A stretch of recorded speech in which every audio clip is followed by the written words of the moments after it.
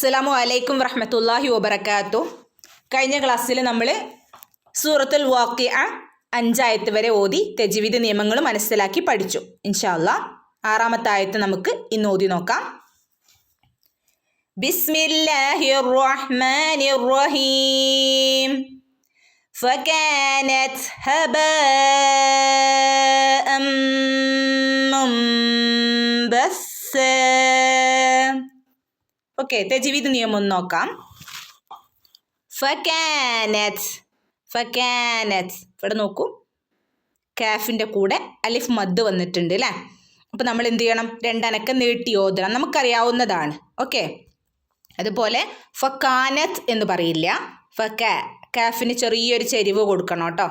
ഫക ക, ഫകാനത്ത്. ഇവിടെ തഇൻ്റെ മുകളിൽ സുക്കൂന് വന്നിട്ടുണ്ട്.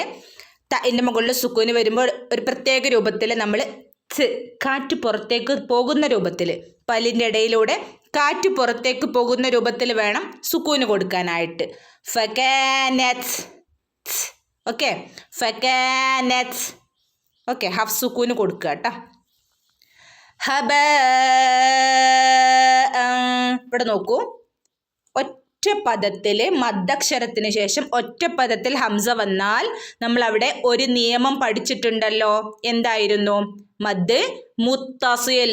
മദ് മുത്തസിലാണ്. അവിടെ നമുക്ക് 4 അല്ലെങ്കിൽ 5 അക്ഷരത്തിൻ്റെ അളവിൽ നമുക്ക് അവിടെ നീട്ടി ഓതാവുന്നതാണ്. ഓക്കെ, 4 അല്ലെങ്കിൽ 5 അനക്കം നീട്ടി ഓതുക കേട്ടോ. ഇതിന് പറയുന്ന പേരെന്താണ്? മദ് മുത്തസിൽ. ഹബഅമ്മു, ഇവിടെ നോക്കൂ, ഹബഅമ്മു. തെൻവീന് ശേഷം മീമു വന്നാൽ മണിച്ചു കൂട്ടി ചേർത്ത് ഓതണം കേട്ടോ. എന്താണ് തെൻവീന്? നമ്മൾ കഴിഞ്ഞ പാഠങ്ങളിലൊക്കെ, നമ്മൾ കഴിഞ്ഞ സൂറത്തുകളിലൊക്കെ പഠിച്ചു. ഇരട്ട ഫത്ഹ, ഇരട്ട കെസ്ര, ഇരട്ട ലൊമ്മ, ഇതിനാണ് തെൻവീൻ എന്ന് പറയുന്നത്. തെൻവീന് ശേഷം മീമു വന്നാൽ മണിച്ചു കൂട്ടി ചേർത്ത് ഓതണം കേട്ടോ. മുംബസ്സ, മുംബ. ഇവിടെ നോക്കൂ, നൂനിൻ്റെ മുകളിൽ മീമു വന്നിട്ടുണ്ട് അല്ലേ.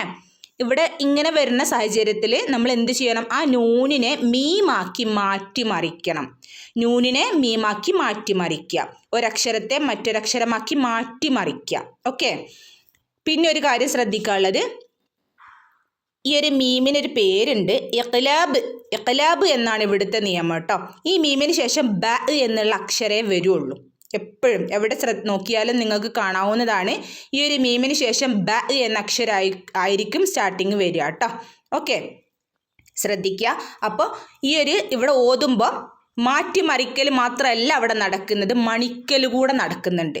മാറ്റിമറിച്ച് മണിച്ചോദനം. ഇഖ്ലാബിൻ്റെ നിയമം എന്ന് പറഞ്ഞാൽ അതാണ്, മാറ്റിമറിച്ച് മണിച്ചോദനം. അപ്പം എങ്ങനെ ഓതും? മുംബസ്സ, മുംബസ്സ.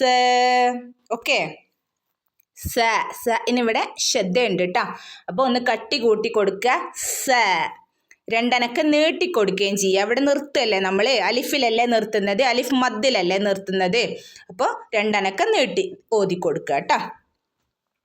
7-ാമത്തായ വകുന്തും അസ്വാജൻ സലാസ.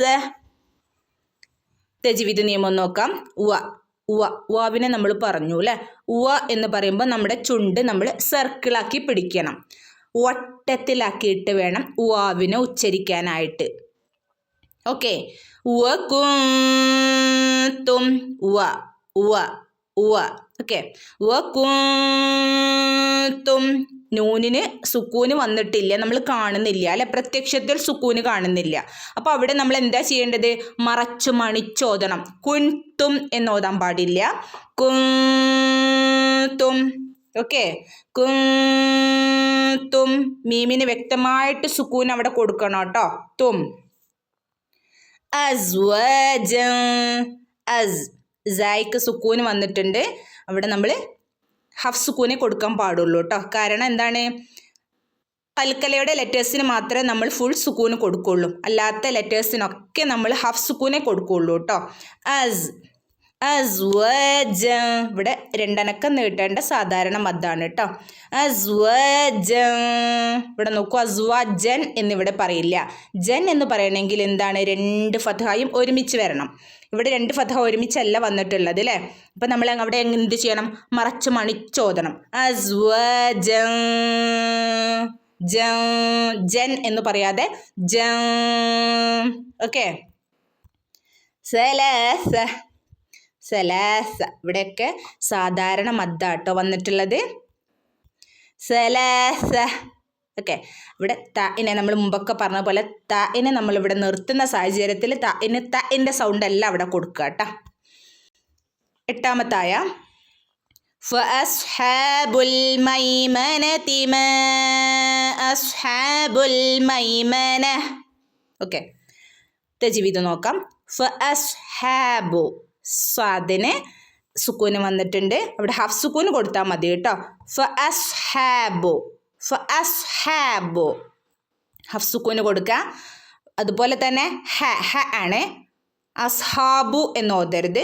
ഫഅസ്ഹാബു ഹ. ഫഅസ്ഹാബുൽ മൈമനതി മാ അസ്ഹാബുൽ മൈമന. ഇവിടെ നോക്കൂ, മാ അസ്ഹാബു. ഇവിടെ ഒരു പദത്തിൽ മദ് വന്നു, മറ്റൊരു പദത്തിൽ ഹംസ വന്നു. ഇവിടെ നമ്മളൊരു നിയമം പഠിച്ചിട്ടില്ലേ, എന്തായിരുന്നു? മദ് മുൻഫസിൽ. ഒരു പദത്തിൽ മദ് വരികയും മറ്റൊരു പദത്തിൽ ഹംസ വരികയും ചെയ്താൽ അവിടെ പറയുന്ന പേരെന്താ? മദ് മുൻഫസിൽ. ഇവിടെ എത്രയാ നമ്മൾ നീട്ടേണ്ടത്, ദീർഘിപ്പിച്ചോതേണ്ടത്? 2 മുതൽ 4 അനക്കം വരെ നമുക്ക് നീട്ടി ഓതാവുന്നതാണ്. ഓക്കെ. 2 മുതൽ 4 അനക്കം വരെ നമുക്ക് നീട്ടി ഓതാവുന്നതാണ്. എന്താ പേര് പറയാ? മദ് മുൻഫസിൽ. മാ അസ്ഹാബുൽ മൈമന. ഓക്കെ. 9ാമത്തായ ഒന്ന് ഓതി നോക്കാം. വഅസ്ഹാബുൽ മശ്അമതി മാ അസ്ഹാബുൽ മശ്അമ. വഅസ്ഹാബുൽ മശ്അമതി മാ അസ്ഹാബുൽ മശ്അമ. നോക്കാം. വഅസ്ഹാബു, ഇവിടെയും ആ നിയമം തന്നെ. സാദിന് സുക്കൂന് വരികയാണെങ്കിൽ ഹാഫ് സുക്കൂന് കൊടുക്കുക കേട്ടോ. ഓക്കെ. വഅസ്ഹാബുൽ, ഇവിടെ ഹംസത്തുൽ വസ്ലിന് ശബ്ദമില്ലല്ലോ അല്ലേ. നമ്മൾ എന്ത് ചെയ്യും? ബഇനെ നേരെ ലാമിലേക്ക് അങ്ങ് ജോയിൻ ആക്കി ഓതൂല്ലേ. ബുൽ. വഅസ്ഹാബുൽ മശ്അമതി. ഷീന് സുക്കൂനുണ്ട്, ഹാഫ് സുക്കൂന് കൊടുത്താൽ മതി കേട്ടോ. മഷ് അമതി. ഇവിടെ ഹംസയാണ് കേട്ടോ. ഹംസേൻ്റെ ശബ്ദമാണ് കേട്ടോ കൊടുക്കേണ്ടത്. അ മഷ് അമതി മാ അസ്ഹാബുൽ മശ്അമ. ഇവിടെയും മദ് മുൻഫസിലാണ് വന്നിട്ടുള്ളത് അല്ലേ. ഒരു പദത്തിൽ മദ് വന്നു, മറ്റൊരു പദത്തിൽ ഹംസ വന്നു. മദ് മുൻഫസിൽ. ഇവിടെ 2 അനക്കം മുതൽ 4 അനക്കം വരെ നീട്ടി ഓതാവുന്നതാണ്. ഓക്കെ. മാ അസ്ഹാബുൽ മശ്അമ. ഹാഫ് സുക്കൂന് കൊടുക്കുക കേട്ടോ. മശ്അമ. ഓക്കെ. 10ാമത്തായ വസ്സാബിഖൂന സ്സാബിഖൂൻ. വസ്സാബിഖൂന. വാവിൻ്റെ നിയമം എപ്പോഴും ഓർമ്മ വേണം കേട്ടോ. ചുണ്ടിനെ സർക്കിളാക്കി പിടിക്കണം, ചുണ്ടിനെ വട്ടത്തിലാക്കി പിടിച്ചിട്ട് വേണം ഓതാനായിട്ട്. വസ്സാബിഖൂന. സീന് ശ്രദ്ധയുണ്ട്, ഒന്ന് കനപ്പിച്ച് ഓതി കൊടുക്കുക കേട്ടോ. ഇവിടെ നീട്ടാനും ഉണ്ട് കേട്ടോ. വസ്സാബിഖൂന. ഇവിടെയും കണ്ടോ, സാധാരണ മദ്ദാണ്, അലിഫ് മദ് വ മദ്. ഇവിടെയൊക്കെ 2 അനക്കം നീട്ടി കൊടുക്കുക കേട്ടോ. വസ്സാബിഖൂന. ഖാഫ് ഊന, നാവിൻ്റെ മുരട് ഭാഗം കേട്ടോ. സാബിഖൂന സാബിഖൂൻ. ഇവിടെയും അതേ നിയമം തന്നെ. സീനിന് ശ്രദ്ധയുണ്ട്, എന്ത് ചെയ്യുക? കനപ്പിച്ച് കൊടുക്കുക കേട്ടോ. സാബിഖൂൻ. ഇവിടെ വന്നിരിക്കുന്ന നിയമം ഏതാണ്? മദ് ആരിൽ അല്ലേ. മദ് ആരിൽ. നമുക്ക് 2 ഹറക്കത്ത് മുതൽ 6 ഹറക്കത്ത് വരെ, 2 അനക്കം മുതൽ 6 അനക്കം വരെ നമുക്ക് നീട്ടി ഓതി വഖഫ് ചെയ്യാവുന്നതാണ്, നീട്ടി ഓതി നിർത്താവുന്നതാണ്. ഓക്കെ. ഇൻഷാ അല്ലാഹ് അസ്സലാമു അലൈക്കും വറഹ്മത്തുള്ളാഹി വബറകാതുഹു.